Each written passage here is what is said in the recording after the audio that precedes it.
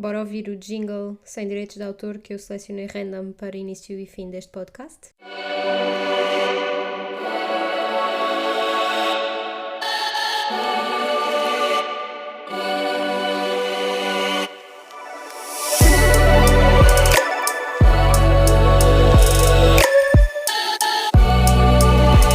Cá estamos nós de volta após 2 semanas. Mais uma vez falhei-vos num domingo.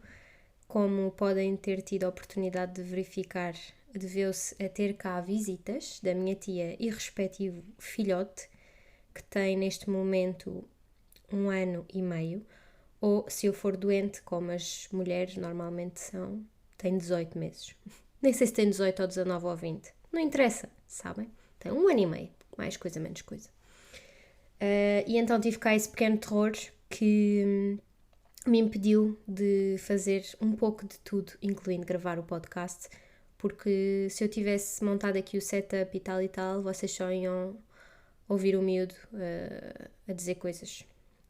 Poucas coisas, porque ele não sabe dizer muitas palavras ainda, não é? Normal. E por isso é que decidi não gravar, mas também não é que se tenha passado muita coisa, não é verdade? E lembram-se de eu vos ter dito no último episódio que gravei que tinha estado a esconder basicamente uma data de coisas cá em casa para garantir que tudo estava em segurança para a criança. Se não se lembram, pronto, agora relembrei, não é? Então escondi todos os parafusos e esse tipo de coisas mais pequeninas, as minhas coisas da costura costumam estar na despensa, então fechei só a porta para ele não ir para lá. Jogos e coisas assim, tentei pôr tudo super preso na prateleira, que ele tinha que fazer mesmo imenso esforço para tirar do sítio.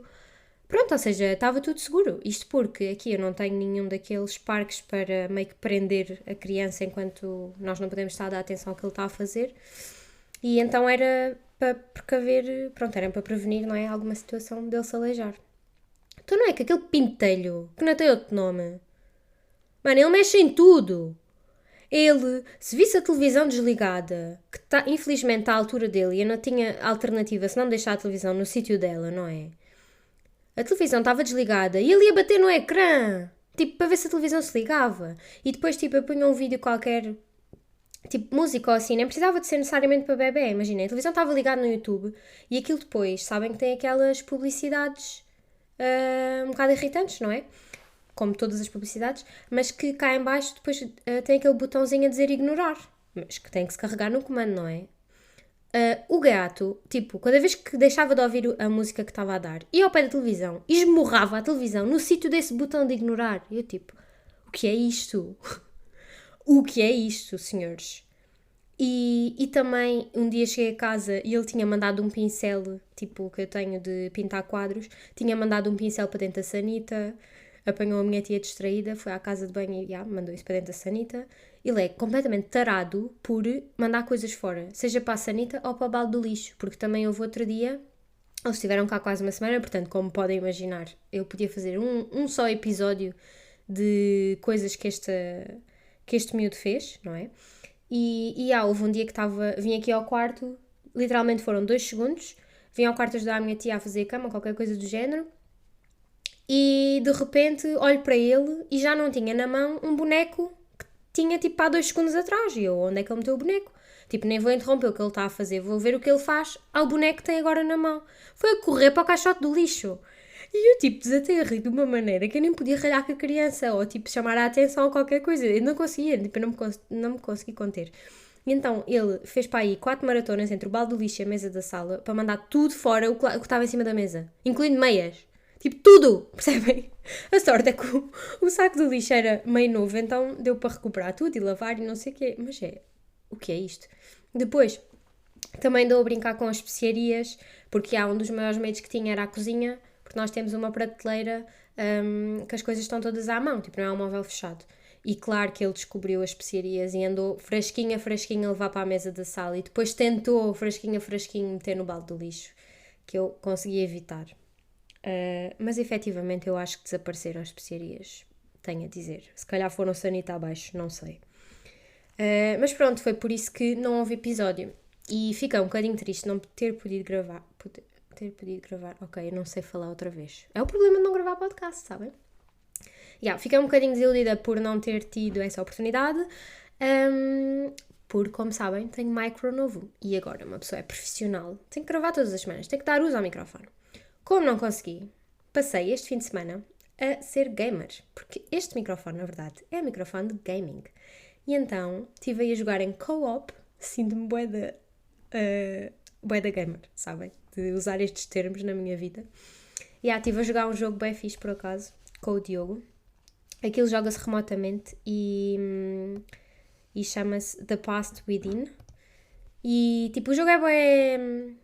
Como é que é dizer? Aquilo só tem 2 níveis, estão a ver? E ao início tem que selecionar umas opções, mas depois disso só tem 2 níveis. E nós agora queríamos experimentar iniciar o jogo com outras opções, porque podia ser que seja um bocadinho diferente. Aquilo é meio uma escape room, obviamente virtual, porque isto é no computador, não é? Em que nós não podemos ver o ecrã um do outro e temos que estar obviamente em videochamada para comunicar um com o outro. Então é tipo, eu era a pessoa do futuro e ele era a pessoa do passado e depois tínhamos que dar pistas um ao outro para resolver o mistério. Então o jogo é, imagina, do ponto de vista estratégico é bué fixe, do ponto de vista conceito é super mórbido, porque basicamente consiste em ressuscitar o pai de uma miúda que construiu uma máquina do tempo ou assim. E então tem que se coletar ossos, carne e sangue para depois juntar tudo e o homem ressuscitar. E a carne tem que se cortar a orelha. Pá, pronto, estão a ver, né? É assim um bocadinho...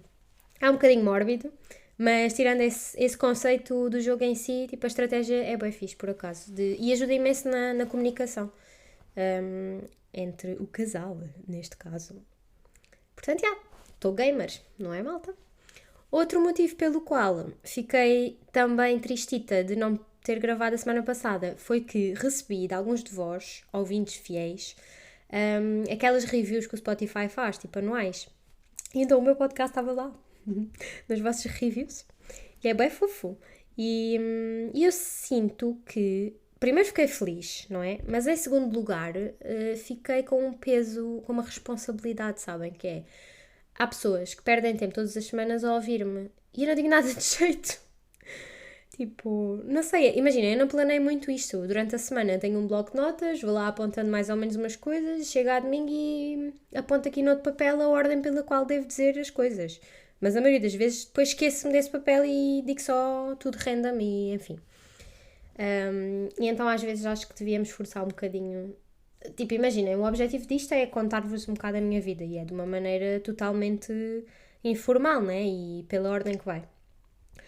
Mas por outro lado, acho que devia incluir, sei lá, alguma coisa útil para vocês, mas não sei o quê. Portanto, olhem, é o que temos. O que tenho de jeito para vos dizer esta semana, não é? Tenho aqui um debate para fazer, que é, como sabem, eu voltei para cá a semana passada, não, a outra semana, dia 3 de dezembro. E então cheguei, não tinha absolutamente comida nenhuma, mas não pude ir às compras porque era domingo e cá as coisas ao domingo estão maioritariamente fechadas.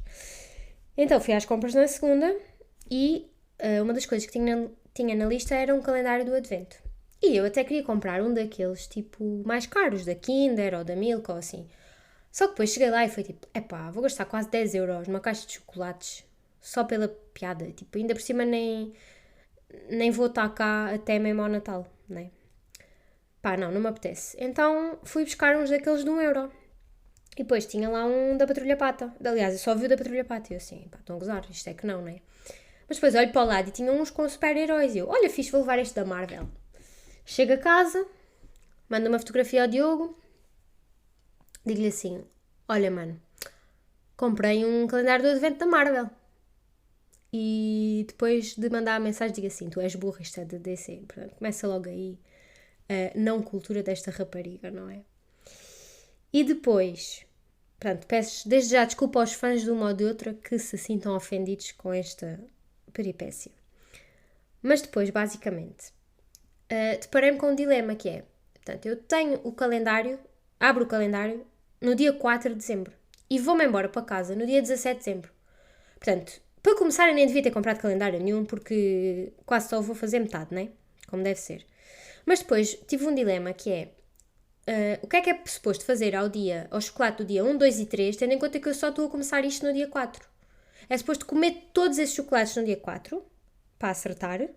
É suposto, por exemplo, dividir um por dia. Por exemplo, dia 4 come 2, dia 5 come 2, dia 6 come 2. E depois, por aí adiante, já vai normal. Ou manda-se fora esses chocolates. Também é uma hipótese, não é? Pá, não é muito sustentável, mas também é uma hipótese. Temos que convenhamos.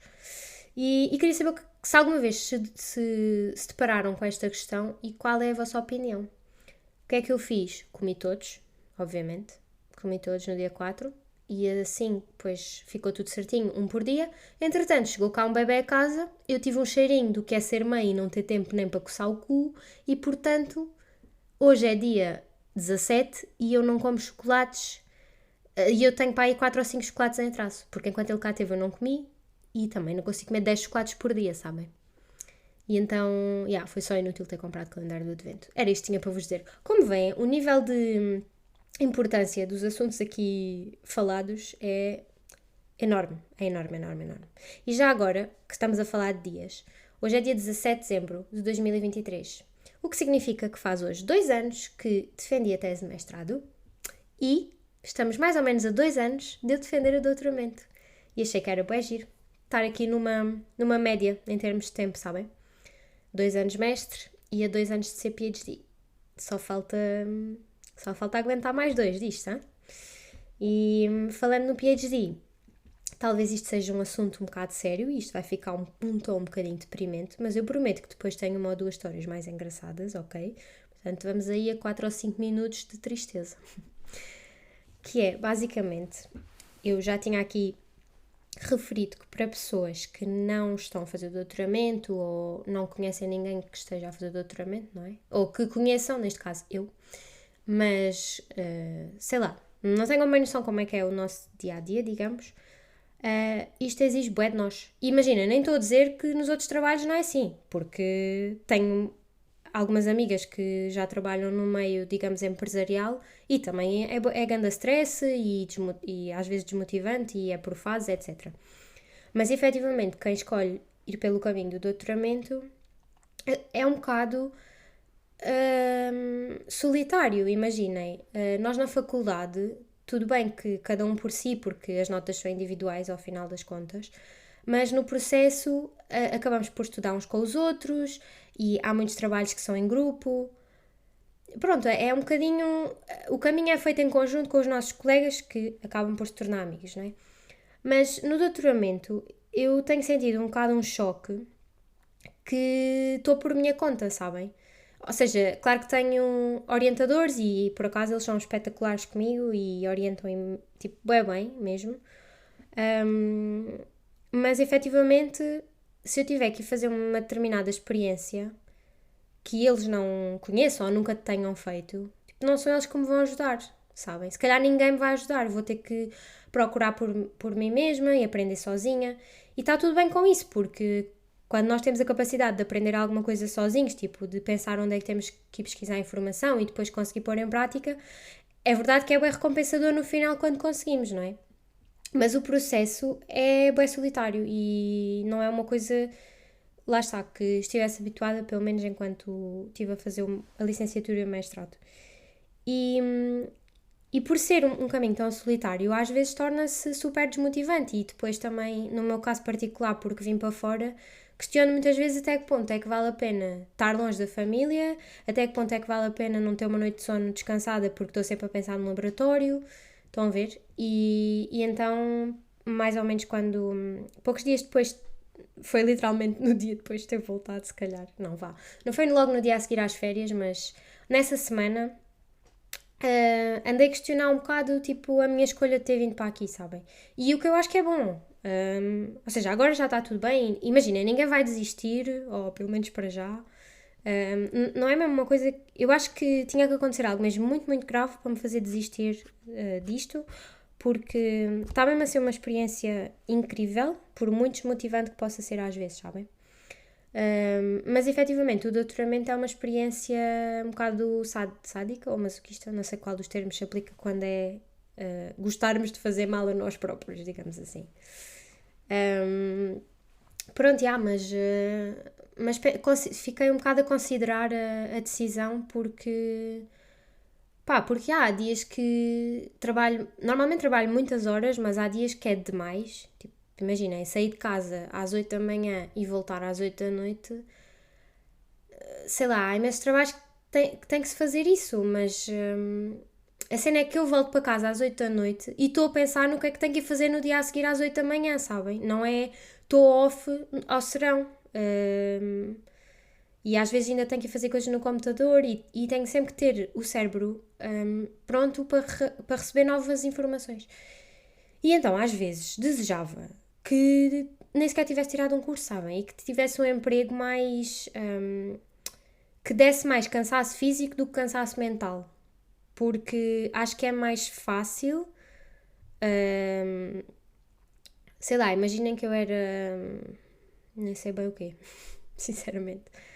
Mas. Como é que eu ia te explicar?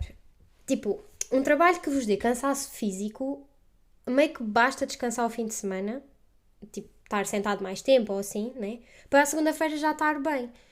E o que eu sinto ultimamente é que, para já, passo imensas horas de pé de um lado para o outro, portanto, algum cansaço físico, mas não é carregar pesos ou coisas desse género, portanto, também não é um extremo, né? Mas, sobretudo, é um cansaço mental que nem sequer um fim de semana me chega. E, tipo, nem as férias de uma semana, agora em novembro, me chegaram. Eu cheguei cá e estava cansada ainda, sabem? E claro que também é culpa minha, porque vou a Portugal e tenho que ver esta pessoa e aquela pessoa e ando sempre de um lado para o outro e também nunca tenho assim grande tempo para cestas ou o que seja. Mas acho que também, efetivamente, do trabalho. É muito difícil desligar do projeto de doutoramento e do laboratório e da reunião que tive, ou da reunião que vou ter, ou da apresentação, ou não sei o quê. É muito difícil desligar e há sempre qualquer coisa para fazer. E foi por isso que comecei um bocado a questionar se quer fazer isso se quer continuar a fazer isto mais 2 anos. E pronto, a resposta é que sim, porque comecei e agora vou acabar. Primeiro que tudo. E segundo que tudo, efetivamente, tenho orientadores espetaculares e imaginem, desde que voltei, tenho estado maioritariamente a fazer umas medidas com um prof que ele é da área de Química Física, então ele é especialista em... como é que é de explicar isto? Imaginem, ele é mais de física, digamos. Imaginem, ele chama-se químico, é ele próprio, mas ele é muito mais de física porque estuda muito mais a propagação da luz e essas coisas do que propriamente as moléculas. Pronto. E também pode-se dizer que é matemático porque sabe aquelas equações todas bem complicadas e... enfim. E então estive lá a fazer umas medidas com ele num equipamento que foi ele que construiu, mandou vir todas as pecinhas e pôs juntas e não sei o quê. E é uma ganda seca às vezes, porque ele sabe exatamente aquilo que está a falar, mas para eu perceber que é uma coisa que não é bem a minha área, é um esforço enorme. E foram imensas horas, porque ele está há imensas horas no laboratório e se combina uma coisa com o colaborador, eu não vou dizer, olha, pois, mas eu quero sair cedo, né? Como é óbvio. E então foi um bocado desmotivante esse período. Mas imaginem, a minha orientadora foi lá todos os dias, mais do que uma vez, verificar se estava a correr tudo bem, tipo, se eu estava motivada, discutir os resultados. E se eu tenho uma pessoa assim, a orientar o meu trabalho, tipo, que está disposta a apoiar-me, inclusivamente ela até disse que se eu quisesse ir adiantando outras coisas do projeto, que ela podia fazer aquelas medidas por mim. Tipo, isto é espetacular, não é? Não sei se... não sei se não, eu sei que, pelo menos acho que quem está a ouvir isto, meus amigos, não é? Pelo menos do que eu sei, se estiver errado, olha, vocês vão me atualizar durante as férias de Natal, mas acho que mais ou menos todos temos a sorte de ter assim orientadores presentes e que ajudam. Mas pronto, no meu caso, fico mesmo contente de ter tido esta sorte porque estou fora e, portanto, se não tivesse este apoio, era um bocado chato, não é? Portanto, estou feliz de ter vindo para cá e mesmo o outro orientador que tem fama de ser um bocadinho mais exigente e e tipo, ser exigente está tudo bem, mas ele tem fama de não mostrar tanto quando gosta do trabalho de alguém, estão a ver? Mas comigo elogia bem vezes. Pronto, então acho que tenho boa sorte e por isso, por enquanto vou continuar e estou, para todos os efeitos, acho que é assim que se diz, a 2 anos de acabar isto, portanto, vamos lá, malta. E agora, desculpem, porque tiveram 10 minutos a ouvir um discurso deprimente, portanto, é com isto que se parece um doutoramento, ok? Se tiverem a ponderar a fazer, ponderem mais um bocadinho. E eu, se tivesse que ponderar outra vez, decidia estar aqui. E sim, acho que tomei uma boa decisão, mas mesmo quando achamos que tomamos uma boa decisão, devemos questionar, não é? Porque o tempo, as circunstâncias vão mudando. Ou seja, se agora se a orientadora agora decidisse ser parva e não me ajudar, obviamente que eu devia desistir, não é? Mas não é o caso, felizmente. E portanto, sim, vou continuar, mas digo-vos já que fica aqui escrito, quando acabar, eu quero tirar férias. Mesmo, tipo, 1 ou 2 meses, ou 3 até, quero ficar no desemprego a descansar esta cabeça. Porque também o problema é que, quando acabei a licenciatura, não queria fazer mestrado, mas depois mudei de ideias, fiz mestrado. E portanto, tive ali só uns tempinhos de, digamos, férias entre uma coisa e outra. Depois, acabei o mestrado, disse assim, ok, vou descansar. Não, mentira. Aleijei-me, cortei o dedo, tive que ficar de cama. Portanto, sim, descansei. Não, pelos melhores motivos. E ainda nem sequer tinha tirado o penso da mão. Comecei uma bolsa de investigação na faculdade. Portanto, comecei a trabalhar. Pensei, ok, isto também são só 6 meses. Quando acabar isto, vou poder ter o verão para descansar e nem que fique até ao final desse ano. Pronto, não. Apareceu a oportunidade de doutoramento, vim para aqui em setembro. Ou seja, as minhas férias foram arranjar tudo para mudar de país. Por isso, quando acabar o doutoramento, nem que venha uma oferta milionária, não, vá, se for milionária também, calma, mas... Ou seja, tem que vir uma oferta mesmo muito, muito boa que me faça abdicar do meu tempo de sossego entre uma etapa e outra, porque eu acho muito importante também tomar decisões com a cabeça descansadinha, basicamente é isso.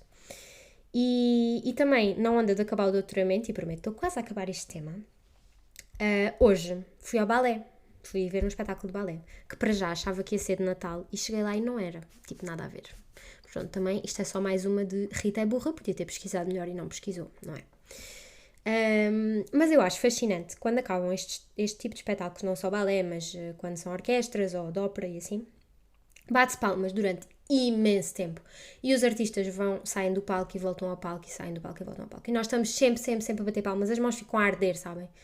E portanto, era só para vos avisar que se alguns de vocês vierem assistir à minha defesa de doutoramento, é isso que eu quero que aconteça. Porque se eu aguentar isto até ao fim, mereço bué de palmas. É que mereço mesmo. Porque fiz isto sozinha. Sozinha entre aspas, já expliquei, não vou voltar a explicar. Mas já sabem que aqui em França, sim, acho que é nacional. Aqui em França, a defesa de doutoramento procede da seguinte forma. O aluno está na sala, ou no auditório, com a plateia. Quando o júri entra, toda a gente tem que se pôr em pé. Quando o júri se senta, é que a plateia se senta, o aluno fica sempre em pé. Defende, mais ou menos 45 minutos de apresentação, e depois seguem-se 2h30 a 3 de discussão com cada elemento do júri, que no meu caso devem ser 6 a 7 pessoas. Pronto. Seguem-se as questões, tudo muito bem.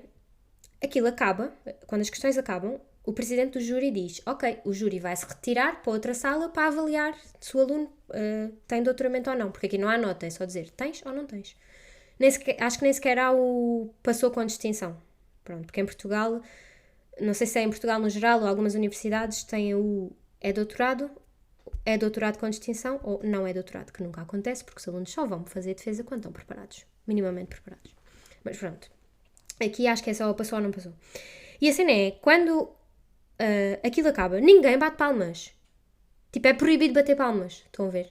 Se alguém bater palmas, é mal visto. Eu acho isso bem da mau. Tipo, o aluno teve ali 3 anos a trabalhar no duro e se alguém aguentou o doutoramento 3 anos, de certeza passou por altos e baixos e, tipo, tem grande mérito de chegar ali e defender o seu trabalho. E nem sequer te leva uma salva de palmas. Pronto. E agora, a última defesa que fui ver de uma amiga minha, a tal que eu tinha dado o dinheiro, que alguém lhe foi dar a prenda a ela diretamente, lembram-se? Acho que foi assunto do primeiro episódio do podcast, portanto, só mesmo alguém muito fiel se vai lembrar. Just saying. Mas, tipo, ela defendeu antes de eu ter ido a Portugal de férias, agora em novembro, e por acaso foi giro porque, pronto, ela defendeu e tal, ninguém bateu palmas, porque não se pode. Mas depois, quando o júri entrou na sala de novo e disse que ela passou o doutoramento, ela aí é que fez os agradecimentos e nós já pudemos bater palmas. Portanto, quando chegar a minha vez, isto vai ser assim e vocês vão bater palmas bué de tempo, estão a ver? E eu vou fazer daquelas vénias como se fosse bailarina. Ou eu não me chamo Rita. Portanto, só para ter este momento glorioso, eu nunca vou desistir do doutoramento.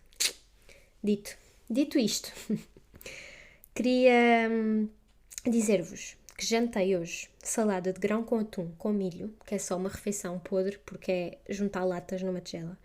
Mas o twist foi que meti coentros da minha horta. Portanto, este é o update que queria dar. Já posso coletar coentros do meu Farmville real da realidade real. E por acaso estão bem bons, nem sequer piquei, nem sequer precisei de picar pela... Esta devia de aprender a falar. Nem sequer precisei de picar os coentros para ficarem saborosozinhos. E então estou muito feliz por ter filhotes vegetais. E depois queria contar aqui uma história relativamente a um assunto que vos pus a par no episódio passado, que foi a prenda para o meu cota. Portanto, encomendei aquele livrinho que eu fiz, mandei fazer na 360 imprimir, e vocês podem achar que eu vou recomendar o serviço, mas não é isso que vai acontecer. Vou contar só a história. Portanto, eu mandei vir o livro. Aquilo no site, vocês selecionam o número de páginas, selecionam o tipo de capa, selecionam se querem lombada e depois pagam. E eu, quando pensei nesta ideia, tinha visto que ia ser uma coisa, sei lá, à volta de 10 euros ou assim, pensei, não está mal. Tipo, alta qualidade de impressão numa gráfica, encadernadinho, não é encadernadinho, mas, mais ou menos encadernado. Com lombada, como um livro real, não é? De um autor real, que não eu. Pensei, ok, nem está muito caro e com portos e tudo. Só que, efetivamente, quando fui para encomendar já estava a 23 euros porque tinha que ser entregue urgente e merdas do género. Mas pronto, mesmo assim pensei, ok, isto vale a pena porque é para gozar com ele. Também não tenho bem outra coisa para comprar. Tudo bem, vamos fazer isto. E isto não quando dizem que aquilo tem que ser aprovado por uma equipa de designers. Mas eu sou designer, sabem? Mas ok. Mandaram aquilo para a equipa, que só me respondeu, quase uma semana depois, com um projeto em anexo, que era o meu com algumas alterações, para confirmar se estava tudo bem. E quando me dizem que um livro de 25 páginas não pode ter lombada porque é demasiado fino. E eu, ok, olha, escute, se pode ter lombadas ou não, isso não é um problema meu, porque dizia no site que podia. Mas então qual é a alternativa? Mando fotografia. E já agora quero garantir que isto é entregue antes do Natal. Porque quando eu encomendei aquilo dizia que ia ser entregue dia 23 ou uma coisa assim. Ao que me respondem, o livro tem que ser grafado e a entrega é dia 26 de dezembro. E eu, ok, então quero cancelar a encomenda. Porque, para já, não vou pagar 23 euros por um bocado de folhas de papel agrafadas, porque isso consigo fazer eu sozinha. E para além disso, eu preciso disto para o Natal. Portanto, se mandar dia 26 de dezembro, não preciso bem de gastar dinheiro sequer. Então pedi para cancelar. Nisto respondem, como eu já previa, que o dinheiro estava na minha conta cliente e eu disse, mas eu não sou vossa cliente, eu não quero encomendar mais nada. Portanto, metam o dinheiro na minha conta bancária. E nem justifiquei cá outra vez que a culpa era deles de eu estar a cancelar a encomenda, né? Disse só, quero o dinheiro na minha conta bancária. Ao que me respondem, vamos passar ao departamento adequado. E o departamento adequado diz, não é de todo o nosso hábito fazer isso. Portanto, tem duas alternativas. Ou devolvemos os 23 euros mais um bónus X% que dá 28 euros no total para a sua conta cliente, ou devolvemos os 23 euros para a sua conta bancária. Mas, senhora, você está a gozar comigo ou quê? É que a segunda opção é igual ao que eu pedi. Você disse que não é de todo o procedimento. Portanto, esta senhora não sei qual é o problema. Mas, nessa segunda opção, ela ainda tinha lá um extra qualquer, que era a disputa do meio de pagamento, nananã. E eu, mas o que é isto? É que eu posso até ser quase advogada por andar a ver suits, mas eu não percebo o que é que esta está para aqui a dizer. Então disse-lhe só, olha, manda o dinheiro para a minha conta bancária, que foi o que eu disse de início, está a ver? Pronto. E eu fico tipo, como assim? Como assim as pessoas não viram de início o que é que eu queria e não executam só, não é? É preciso traduzir tudo. E estamos aqui a falar de uma empresa portuguesa. Tipo, nem há problema da linguagem. Portanto, temos esta vendedora, claramente anda aí a fumar. Tem que meter mais tabaco, aliás. E depois tive outra peripécia que foi na quinta-feira. Fui ao mercado de Natal, experimentar a sandes de raclette. E, para aqueles que estão aí a pensar, mas tu queres ser vegetariana, não sei o quê, pá, sim, mas há certas coisas que eu sou nova e ainda quero experimentar. Portanto, é assim, fui comer uma sandes com um bocado de, não é fiambre, mas derivados de fiambre. Também estou como homem, vocês já vão perceber.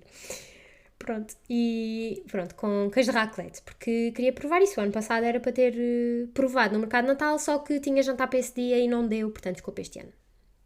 Então lá fui. E eu fui responsável de fazer o pedido para 6 pessoas ou 7, porque uns foram-se sentar e os que ficaram comigo não falam francês. E eu falo bué bem, como toda a gente sabe, não é?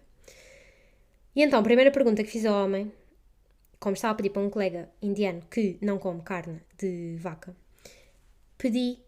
perguntei, a minha primeira pergunta ao homem foi: olha, qual destas sandes, aliás, alguma destas sandes tem carne de vaca? E ele, E eu, estas sandes são todas feitas com carne de porco. E ele, mas isto não tem carne. E eu, ok, é vegetariano, então posso comer. E ele, não, é jambon, ou não sei o quê. Portanto, presunto, fiambre, não sei o quê. Derivados de fiambre, lá está, era isto que eu queria chamar de derivados de fiambre. Presunto, salsichão, e por aí vai. E eu, ok, mas isto vem do porco, certo? E ele faz uma pausa, vira-se para o chefe e pergunta: esta carne vem de onde? Ao que o chefe responde: esta carne vem de Itália. E eu, primeiro que tudo, agora já é carne. E segundo que tudo, mano, estou a perguntar de que animal? E ele, animal? Não sei. Tipo, isto nem vem do animal, isto é um vegetal. Eu, coragem. Como é que estas pessoas estão aqui a vender isto e nem sabem tipo de que animal isto vem? Até que eu voltei a repetir a pergunta, pai, mais umas 4 ou 5 vezes. E lá perceberam e deram uma porra de maçãs de speck, que é um presunto seco qualquer, não é? Para o meu colega. Nisto, eu aponto para uma sandes que tinha uma fatia de cada coisa. Que era para eu escolher essa, porque assim provava o salsichão, o presunto, não sei o quê. Pronto. E então aponto para a sandes e digo, quero esta, com queijo. E ele, mas esta não tem carne. E eu, então, mas esta não tem os presuntos. Nisto, a colega dele começa aos berros a chamar um cliente que tinha se esquecido de ir buscar as coisas dele. Bem, foi uma altura de alto stress e eu acabei a trazer a mesma sandes que trouxe para o outro colega porque o homem disse que ainda podia pedir aquela. Tipo, aquilo está ali na montra, aquilo tem presunto e coisas e leva ao queijo e fica uma sandes raclette. Mas ele disse que aquilo não tinha carne e que não podia pedir aquilo. Portanto, às vezes eles têm assim pequenos AVCs, no fundo. Portanto, isto foram as peripécias desta semana. Não dei assim nenhuma barraquinha para vos contar, senão alguma destas coisas que eu possa ter dito que vocês consideram uma barraquinha, também são livres disso, não é? Portanto, agora que isto está gravadinho, agora que já jantei, hoje estou muito triste que não há problema, não há programa de Ricardo Araújo Pereira. Vou continuar a fazer os presentes de Natal para a malta. Sabem quem é que me calhou no amigo secreto do nos laboratórios? Tipo, para eu oferecer? A minha orientadora. Estou com vergonha. Fiz um kit de chá todo fancy. Espero bem que ela goste, mas na verdade aquilo é um presente super geral. Podia dar aquilo a qualquer pessoa. E no outro grupo também vamos ter amigo secreto, mas é secreto. Tipo, chego lá, meto o embrulho random e alguém random há de pegar. Então vou oferecer umas tampas para garrafas de vinho que fecham a vácuo e uma bandolete de Natal que pus uma etiqueta a dizer para usar hoje. Portanto, foi com isto que foram estas as ideias que tive para os amigos secretos. Há ainda um terceiro amigo secreto, mas não posso dizer aqui qual é o presente porque essas pessoas que fazem parte desse amigo secreto hão de estar a ouvir isto, não é? Portanto, não vou revelar. Estás a ouvir, Maria da Graça? É que ela adora ser ela a fazer o sorteio, que é para depois escovilhar quem é que dá a quem, e chega ao dia e ela já sabe tudo, sabem? Portanto, eu não vou dar aqui a pista para quem é que é. Mas pronto, esse também já está tratado, só que prendas para a família estava bem atrasada, ontem tive a tratar da maioria, então hoje tenho que fazer aí uns postais digitais para a minha família além fronteiras portuguesas. Por isso é isso que vou fazer este serão. E vou acabar também uma apresentação que vou ter terça-feira.